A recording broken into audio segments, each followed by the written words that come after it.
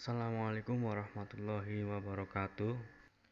Selamat pagi, selamat berjumpa kembali dalam pelajaran IPS kelas 7 SMP Negeri 3 Karangluas. Sebelum pembelajaran dimulai, Pak Guru berharap semoga kalian semuanya dan juga keluarga kalian di rumah dalam keadaan sehat. Dan juga kita bersama berdoa semoga pandemi di negara kita segera berakhir. Tetap patuhi protokol kesehatan, terapkan 3M, memakai masker, menjaga jarak, serta mencuci tangan pakai sabun. Pembelajaran hari ini materinya adalah aktivitas manusia dalam memenuhi kebutuhan. Sebelum pelajaran, Pak Guru bertanya, apakah kamu pernah pergi ke pasar? Dan apakah kamu pernah mengalami barang yang ingin kamu beli tidak ada di tempat itu? Ya, itu adalah yang dimaksud sebagai kelangkaan suatu barang. Yang kita bahas pertama adalah tentang kelangkaan dan kebutuhan manusia. Pengertian kelangkaan atau scarcity adalah kesenjangan antara jumlah kebutuhan manusia yang tidak terbatas dengan jumlah alat pemuas kebutuhan yang terbatas. Contoh kelangkaan yang sering kita lihat adalah adanya antrian panjang dalam mengisi bensin contohnya, karena barangnya tidak ada. Contoh yang lain misalkan adalah gas 3 kg yang kadang sulit dicari. Itu adalah sebagai contoh yang lain tentang kelangkaan. Kemudian kebutuhan manusia yang tidak terbatas dipengaruhi oleh hal-hal sebagai berikut. Yang pertama, sifat alami manusia. Sifat alami manusia adalah tidak cepat puas pada segala sesuatu yang sudah dimilikinya. Mereka selalu mencari sesuatu untuk kepuasan. Itu adalah yang disebut sebagai sifat alami manusia. Yang kedua adalah tingkat pendapatan. Semakin tinggi pendapatan seseorang, maka semakin banyak kebutuhan hidupnya. Misalnya, kebutuhan seorang pengusaha kaya tentu berbeda dengan kebutuhan para karyawannya. Yang ketiga adalah lingkungan alam. Untuk dapat bertahan hidup, manusia selalu berusaha untuk menyesuaikan diri dan kebutuhan hidupnya dengan keadaan alam sekitar. Orang yang hidup di daerah dingin akan berbeda dibandingkan dengan mereka yang hidup di daerah tropis, baik dari segi makanan, pakaian, maupun perumahan. Yang keempat adalah lingkungan sosial. Secara naluri, manusia mempunyai kebiasaan meniru tingkah laku orang lain, sehingga jumlah dan jenis kebutuhan hidupnya juga akan dipengaruhi oleh lingkungan sosialnya. Contoh, kalau kamu bergaul dengan artis, maka mungkin gaya hidupmu akan meniru ataupun sama dengan mereka. Yang kelima adalah kemajuan teknologi informasi. Perkembangan teknologi informasi memberikan kemudahan kepada seseorang untuk mendapatkan informasi sekaligus membeli suatu barang. Sekarang banyak sekali toko-toko online, ya. Kamu bisa memilih apapun yang kamu inginkan lewat handphone kalian, belanja dari rumah, ya. Nanti barang juga akan sampai ke rumah kalian. Yang keenam, agama dan kepercayaan. Perbedaan agama dan kepercayaan yang dianut seseorang mengakibatkan timbulnya berbagai macam kebutuhan yang berbeda sesuai dengan norma agama yang dianutnya. Yang ketujuh adalah akulturasi budaya. Kebudayaan sangat berpengaruh terhadap kebutuhan hidup seseorang, baik kebudayaannya sendiri maupun kebudayaan yang datangnya dari luar. Hal ini menyebabkan terbentuknya pola perilaku dan kebiasaan yang berbeda yang akan menimbulkan berbagai macam kebutuhan. Dan yang ke-8 adalah perdagangan internasional. Adanya perdagangan internasional menimbulkan terjadinya aliran barang dari luar negeri yang dapat mendorong peningkatan kebutuhan hidup. Ya, itulah anak-anakku beberapa kebutuhan manusia yang tidak terbatas yang dipengaruhi oleh faktor-faktor yang tadi disampaikan. Ada 8 faktor. Silakan dipahami oleh kalian. Kemudian kebutuhan manusia. Kebutuhan manusia ada berbagai macam. Yang pertama, kebutuhan menurut intensitas kegunaan. Kebutuhan menurut intensitas kegunaan dibagi menjadi 3. Yang pertama, kebutuhan primer. Yang kedua, kebutuhan sekunder. Dan yang ketiga, kebutuhan tersier. Kebutuhan primer adalah kebutuhan yang wajib ada dan terpenuhi, karena jika tidak ada akan mengganggu kelangsungan hidup manusia. Contohnya adalah makan, minum, pakaian, rumah, dan kesehatan. Kebutuhan yang kedua adalah kebutuhan sekunder. Kebutuhan sekunder merupakan kebutuhan yang sangat penting, tetapi tidak harus mesti terpenuhi. Contohnya telepon dan sarana angkutan. Yang ketiga, kebutuhan tersier. Kebutuhan tersier merupakan kebutuhan barang mewah.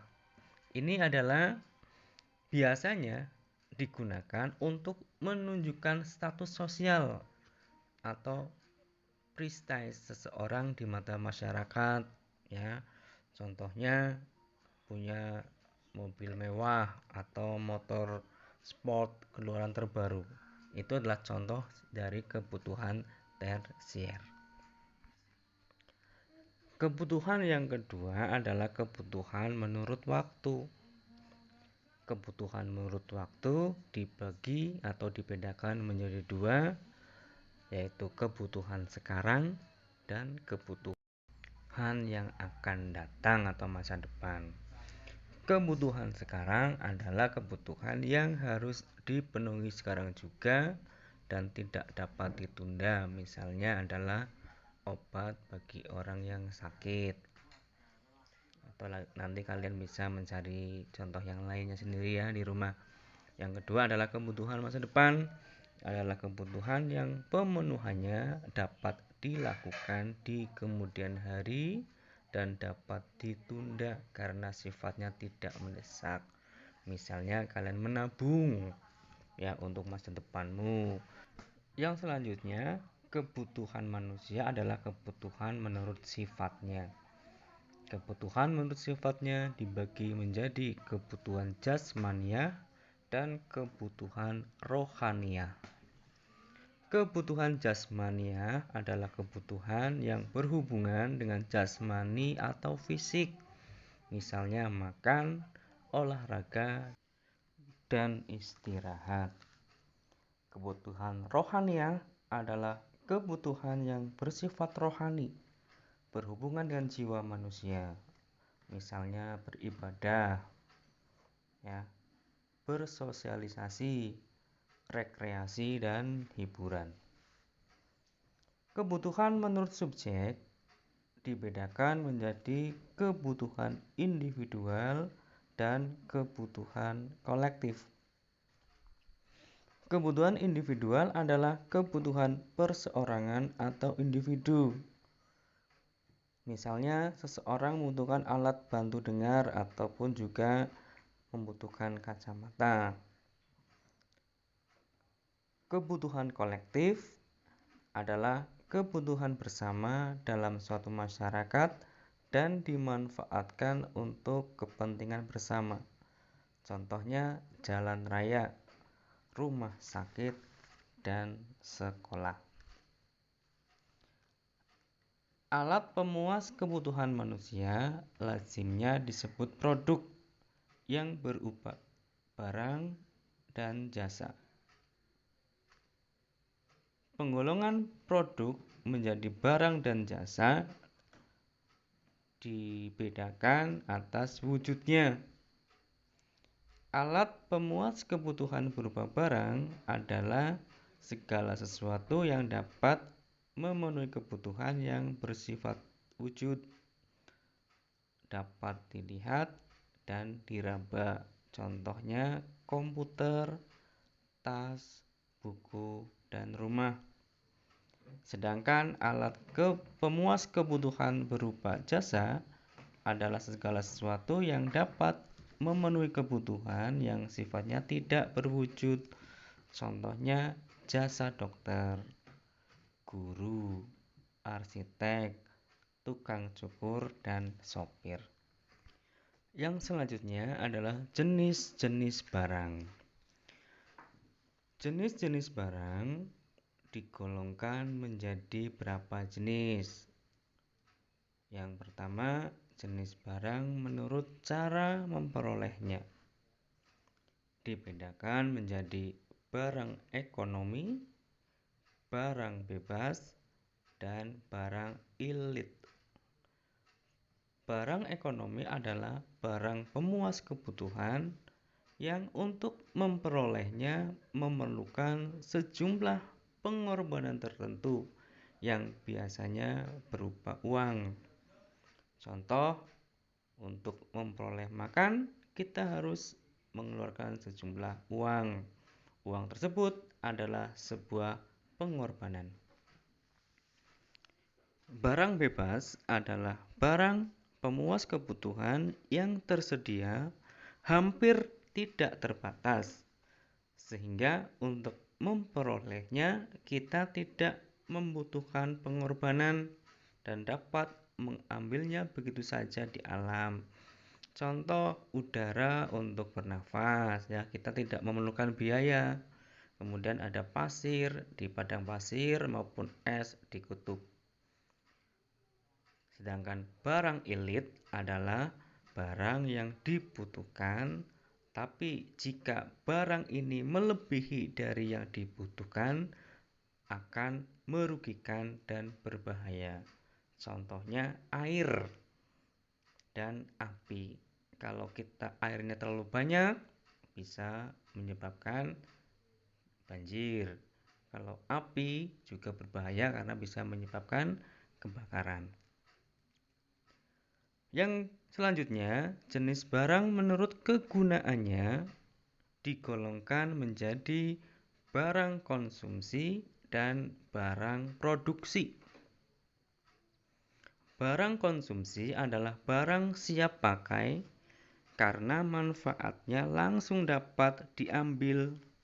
Misalnya makanan, minuman, dan pakaian.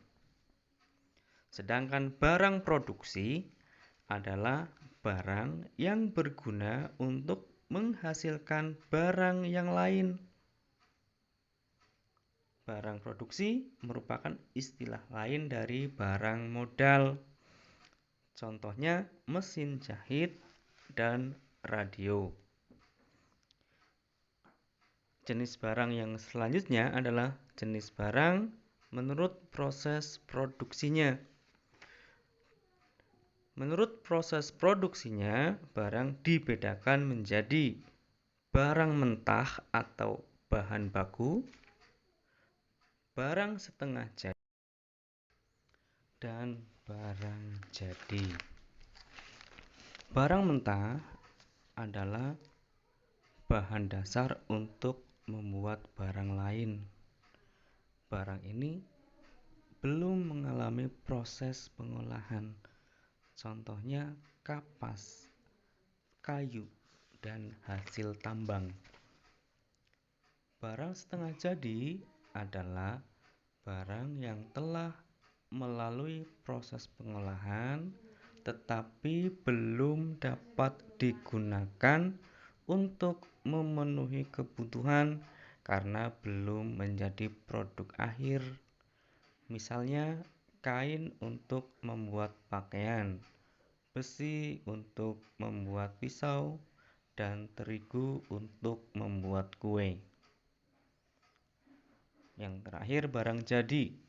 Barang jadi merupakan produk akhir yang telah melalui proses pengolahan dari bahan baku menjadi bahan setengah jadi sampai menjadi barang yang siap pakai untuk memenuhi kebutuhan manusia. Jenis barang yang selanjutnya adalah jenis barang menurut hubungannya dengan barang lain. Dibedakan menjadi barang substitusi dan barang komplementer.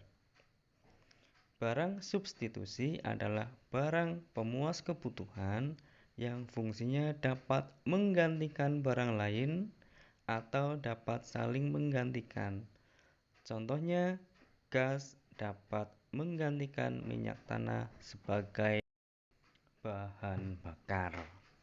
Kemudian barang komplementer adalah barang pemuas kebutuhan yang akan bermanfaat apabila dipakai bersama-sama dengan benda yang lain. Misalnya mobil dengan bensin, jarum dengan benang, dan kompor dengan minyak tanah. Pembahasan selanjutnya adalah kegunaan barang. Setiap barang mempunyai nilai guna atau manfaat tersendiri atau sering juga disebut utilitas atau utility. Nilai guna suatu barang dapat ditingkatkan tidak saja karena diubah dari bahan mentah menjadi barang setengah jadi dan kemudian diubah lagi menjadi barang jadi, tetapi setelah menjadi barang jadi pun nilai gunanya dapat terus ditingkatkan. Kegunaan barang umumnya dapat digolongkan menjadi sebagai berikut. Yang satu, kegunaan bahan dasar atau elementary utility. Kegunaan bahan dasar berarti suatu barang dirasakan kegunaannya karena memiliki bahan dasar tertentu. Misalnya, pasir kuarsa berguna karena mengandung bahan dasar untuk pembuatan kaca. Yang kedua, kegunaan bentuk atau form utility. Kegunaan bentuk berarti peningkatan nilai guna suatu barang karena terjadi perubahan bentuknya. Misalnya, kegunaan sebatang kayu akan meningkat setelah diubah bentuknya menjadi kursi. Yang ketiga, kegunaan waktu atau time utility. Kegunaan waktu berarti peningkatan nilai guna suatu barang terjadi jika digunakan pada waktu yang tepat.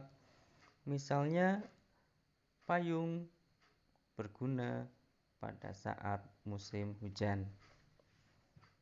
Yang keempat, kegunaan tempat atau place utility. Kegunaan tempat berarti peningkatan nilai suatu barang terjadi jika berada pada tempat yang tepat. Misal, perahu berguna ketika berada di lautan. Dan yang kelima adalah kegunaan kepemilikan atau ownership utility. Kegunaan kepemilikan berarti peningkatan nilai guna suatu barang jika berada pada pemilik yang tepat. Misalnya, jala lebih berguna bagi seorang nelayan daripada bagi seorang dokter. Demikian materi pada pagi hari ini. Semoga bermanfaat. Untuk soal akan Pak Guru berikan di WhatsApp group. Tetap semangat, tetap jaga kesehatan. Jangan lupa ingat 3M. Sekian, Assalamualaikum warahmatullahi wabarakatuh.